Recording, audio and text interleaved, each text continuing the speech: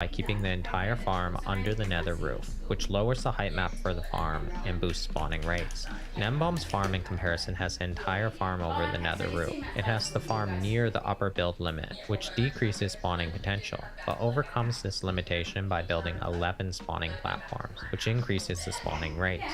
Ian's farm has an elevation-only spawning chance of 1.55%, and Nembomb's farm is 4.33%, which equates to approximately these spawning rates and ingots per hour. So while minimizing elevation is important, multiple spawning platforms is a great way to achieve the best of both worlds. But of course, the biggest difference here is complexity. Ian's farm is truly an early game farm, and it's just very simple to make while still providing very good rates, which is the reason why it's so popular. So if simple is your goal, go for Ian's farm. It's an easy decision. But for those of us looking to push more, how can we improve these farms? Well, I love these two farms as an example, because the next step we can take is to actually just make them more alike, combining the best traits of both farms. So we morph them into a farm below the nether roof with multiple spawning platforms, and then optimize some of the small details like using magma to prevent piglins from spawning and move towards a two-dimension farm. This farm has the best of both worlds. We now have a low top elevation and multiple platforms. So now we have an elevation only spawning chance of 4.65%. So now we have improved over both previous farms with about 23,500 spawns an hour, or almost 2 double chests of ingots an hour. But what more can we do? Well, when pushing the spawning algorithm, we need to balance two spawning dynamics: the spawning rate and the mob cap. I view this as an iterative process. We want to move towards maximum spawning, i.e. end of light rates. So we take our farm and we boost the spawning rates, like we have just now. We will then hit up against the mob cap. So to debottleneck the mob cap, we have to decrease the time to kill. Once the time to kill is lowered, the spawning rates will be our bottleneck again, so we boost our spawning rates. Then we continue on this path, boosting spawning and then lowering time to kill until we get to our maximum potential. If we adjust one, but not the other, then it's not going to have a large impact. Both must be adjusted in tandem to each other. So in this version of the farm, we have almost 14% of ticks skipping the spawn attempt due to a full mob cap. So we aren't at a hard bottleneck, but there is a lot of room to improve this farm. The easiest way to do this is going to be actually decreasing the murder time itself, as that currently takes quite a while. We could pre-damage the mobs in the overworld, but that's kind of a pain in the butt, and we have a much better method: boat looting, which was innovated by MD. This method uses boats to pick up mobs, which takes them out of the mob cap while we murder them. And this is a small detail, but it's actually faster to use boat looting than pre-damaging, as the kill animation takes 20 game ticks, or 1 second, during which time the pigman counts towards the mob cap. In boat looting, the pigman is taken out of the cap within a couple of ticks of coming through the portal. So with our boat looting version, we decrease the time to kill by more than half, and our spawning rates increased by 25%. Our skipped spawn attempts due to a full mob cap is now down to 1.5%, meaning that we need to start focusing on pushing spawning again. The best way to do this is going to be to increase the amount of spawning platforms. We can of course go downwards, but that's going to make spawn proofing much more difficult, so that is not really ideal. And moreover, it's not really necessary. The reason why is because when we convert the Nembomb farm to a portal-based farm, we open up a ton more space to build spawning platforms. So here's a version from Dash Pump 4, which does exactly that. It maximizes spawning platforms, then uses portals with boat looting to kill the mobs. Now we have improved the spawning rates by about 53%, with no spawn proofing necessary. We can further push the spawning by building even more spawning spaces through building more platform towers, and gain an additional almost 26%. Now we have a very fast farm. We are getting about 55,000 pigmen per hour for about 4.5 double chests of ingots every hour. The main bottleneck here is going to be the mob cap again. We're skipping almost 40% of our spawn attempts due to a full mob cap, so decreasing the mob cap is the highest priority. We can reduce the platform size, build more platforms, optimize the shape, etc. That will all help push further a little bit by little bit. But there's a simpler solution, albeit an ugly beast of a solution. Introducing the Portal Monster. This is a farm by Just Glotz and was showcased on Hermitcraft by Doc M77. It's just, well, crazy. As explained earlier, pigmen spawn at a light level of 11 and below, and nether portals give a light level of 11. So at least currently, pigmen can actually spawn in portal blocks when it is in the nether. This is not the same as overworld random tick spawning, but a part of the natural spawning algorithm. The pigmen spawn, and then just like with the end of light farm, they are sent through the portal into game tick. So with this farm, the spawning algorithm never skips spawning attempts due to a full mob cap. The farm has skewed portals to prevent magma cubes and gas from spawning, but of course will spawn some piglins. Here we get a massive 162,000 pigmen per hour, which is 287 times higher than our multi-column farm. This farm is just stupid fast. There is a problem though. At least in the Just Lots version, it does not use boat looting. And I suspect this is because boat looting is very difficult to use at such high rates. Instead, this farm always requires 2 players to AFK, even in single player. 1 in the nether and 1 in the overworld killing. Maybe someone smarter than me can get boat looting to work with this farm with under 20 ticks per second, but I'll leave that for you all to play with. But this seems like the maximum. I mean, here we are, extremely optimized. 2 tick lifetime, high spawning rates due to the sheer amount of spawning spaces. Sure, maybe end of life will be faster, but as Mojang is clearly trying to nerf it out of existence, I do not consider it a valid option any longer, even if it is technically possible. So we can say that this portal spam farm is the peak of looting gold farms, and that faster raids are not really possible in a survival style farm. Or can we? Well, actually, there is something that we can do. The problem is that it requires a massive amount of work. But regardless, it is possible. Here's my Kraken extremely high efficiency looting farm. A pseudo end of life, but really it doesn't end anything type farm. We get rid of the nether roof and the bedrock floor and build this at the bottom build limit. We use the same size as the portal spam farm, i.e. 4 chunks, because it will allow for 1 overworld portal. Instead of just using portals, we make every other spawning block a magma block, and then use turtle eggs at both ends to make the pigmen walk into a portal. Here we have improved the rates to 238,000 pigmen per hour. That's 47% faster than the portal spam farm, even though the time to kill is much higher. The trick here is that the time to kill is higher, but it's still pretty low, and the spawning rates are significantly higher.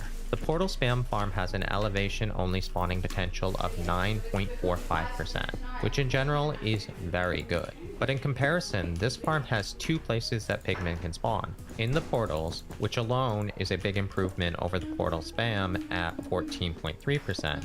But the big difference is the magma blocks, which have an elevation only spawning chance of 50% because it's at world bottom, which is just a massive difference. This 50% also applies to our pack spawning route, where the spawn attempts can originate from. All of these combined make the entire farm have a much higher spawning potential than the portal spam farm due to being built at such a low elevation. We do have 10% of ticks skipping the spawn attempt due to the mob cap, but really, missing some is just a result of such high spawning rates. I think it's a pretty neat little farm. I doubt boat looting would work with it, so it might take 2 players to AFK, but I mean, it's worth playing with boat looting if you're interested. I'd be curious to see if it's possible. The only big downside is, well, the obvious. It's stupid hard to make, because of all the bedrock breaking and spawn proofing.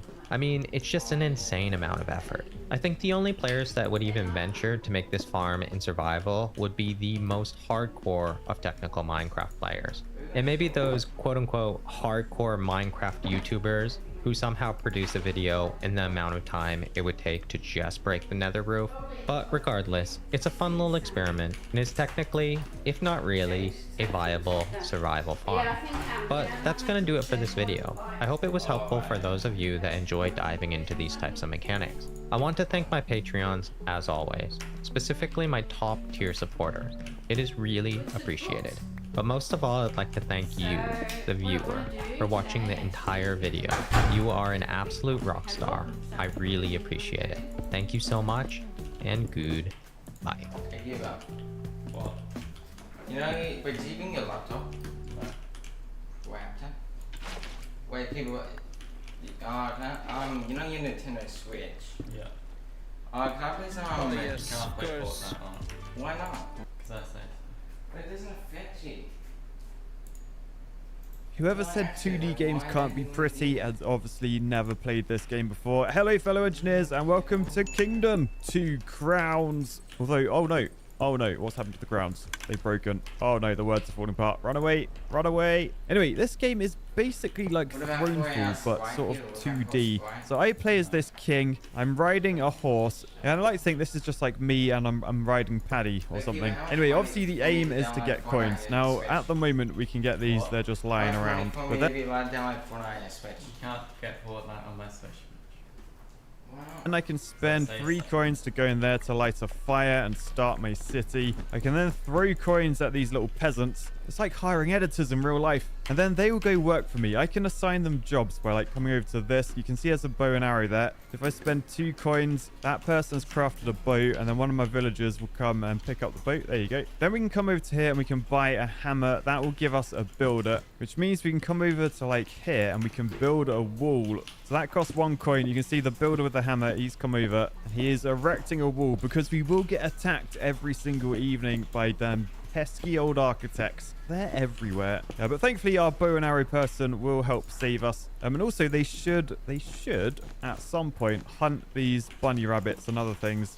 And that will give us extra coins as well. In case you're wondering what the green ghost is, I think that's just like a tutorial ghost. It sort of tells you what to do. But yeah, anyway, let's run up this way because these are like camps. And basically that's how we hire more people. So again, throw coins down. Peasants take coins. We have 2 new workers. We can then come down, and if we want to expand our base, we got to like cut down trees. You can see each one it costs 1 coin. So 1 coin goes in, and then surprisingly the builder comes over. Remember, he's only got a hammer. He hasn't got an axe, but that will not stop him. He just he just hits that tree with his hammer, and then eventually it comes down. 2 coins come out. Boosh. And not only that, where that was, that's now given us like extra sort of things to build on. So those stones, I'll be able to build something there in a bit. But yeah, for now we need to give those new recruits a job. So we'll get another bowman. And then you can see the ghost. They're like, right, I'm going to leave you to it now. See you later. Look at the, oh my goodness. The artillery shot. Yeah, you can see every rabbit that gets hunted.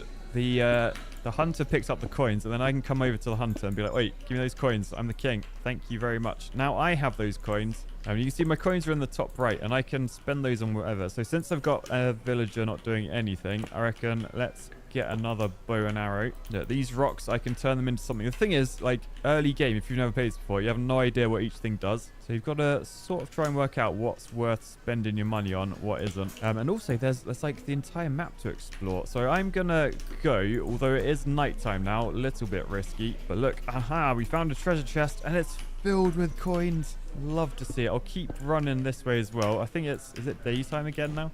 Very quick night. And there's, oh look, there's some more recruits up here. So let's throw a coin down for each of them. They'll go back to our base. We can give them a job a bit later on. Oh, I can see another chest up here. So we will take that. So many coins. Look at my money bag. It's nearly full. Right, and the other thing it's worth noting, look, that portal at the end, that's where the enemies come from, and they will try and take coins off me. The only way I can get them to stop is to throw a coin down. They get distracted by it and run away. Alternatively, I could try to run back to my base, but you'll notice my horse does not have unlimited stamina. So after a fair bit of running, I mean, it's got more stamina than I do, but that's not hard because I just sit on my arse all day. Anyway, we're back. We'll grab you. Then let's start building some of these. I assume that's probably a wall. This is probably going to be a building. Now, I think this, I can like get like a better sort of defensive thing. Oh, look at all the coins from those. So yeah, probably worth getting more bow and arrow men. I'm going to get another builder to help out as well. And then, oh, enemies this side. So you can see they're attacking my walls. I'm going to actually upgrade that wall.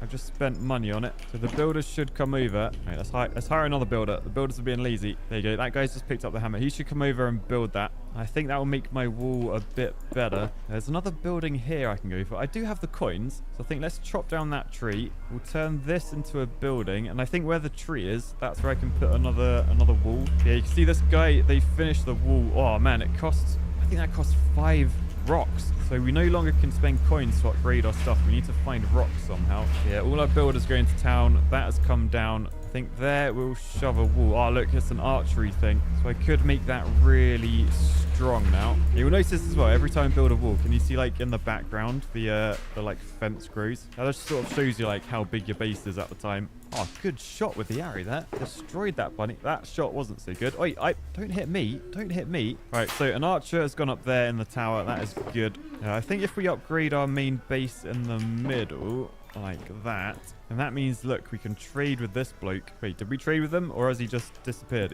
Okay, I just gave him money. Now he's disappeared. Anyway, I'll get another boat, because I did have a guy doing not a lot. I'll spend 3 coins on whatever that building is. I could do this wall. I feel like it's probably better to do my external walls. Yeah, have I hired you lot? You all have like bows. Haven't hired you, have I? But yeah, these I have hired, and where they've killed bunny rabbits, I get coins. All right, so let's keep chopping trees down. We've got to keep expanding. I think that's key. I'm going to upgrade this as well. Maybe upgrade this tower, because I do have so many coins. Although actually now looking in there, I think I've got 1 coin remaining. Still, 2 coins from felling that tree. Love it.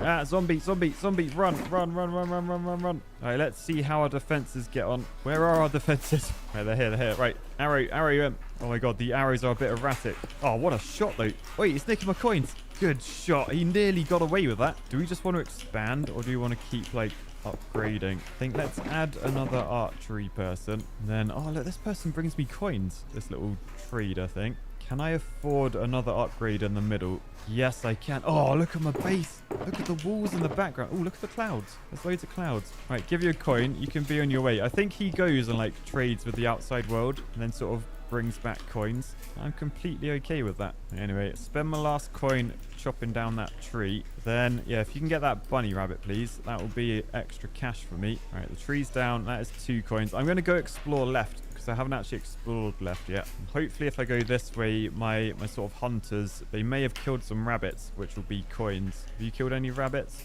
No, guess not. Oh, up here though, cheeky coin. I will take that. Oh, there you go. This person here, the hunter, they might have coins for me. Yes, thank you very much. Let's keep exploring this way. Hopefully we'll find another treasure chest or something.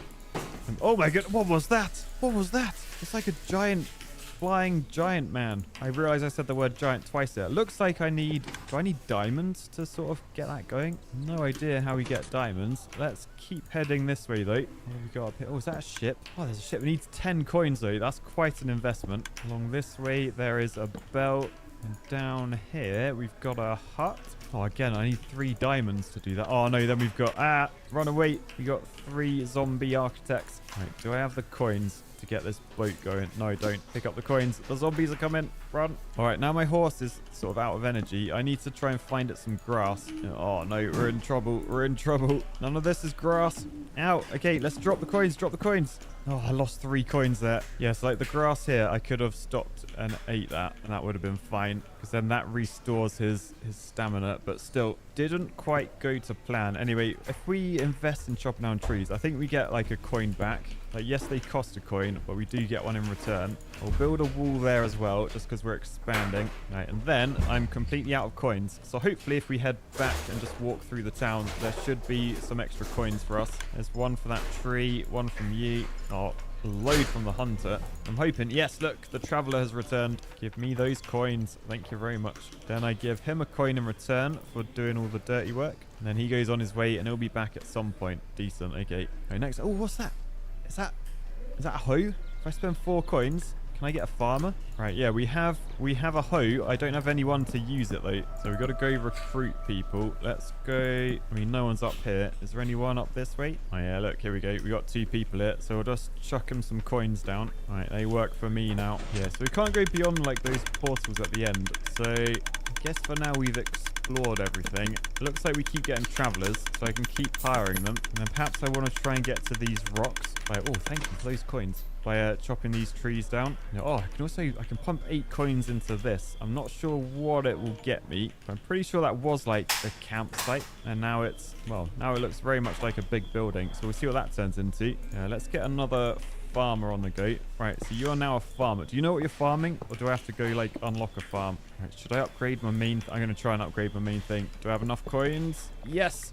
Oh, look at the building size. So I think every time I do this, I then have the option to give this guy a coin, and then he comes back with loads. So, oh, look at that building. Yeah, I can see my 2 farmers, like, in front of me. They're not doing anything. So I probably need to go find, like, some land for them to farm. So if I just keep chopping trees down this direction, maybe we'll be able to farm up here. Like here, there's a bit of land. I think I need to cut the trees in between though. Right, as soon as that rabbit's down as well, I'll have 3 coins. There we go. So I can upgrade that. And oh, look at all those coins.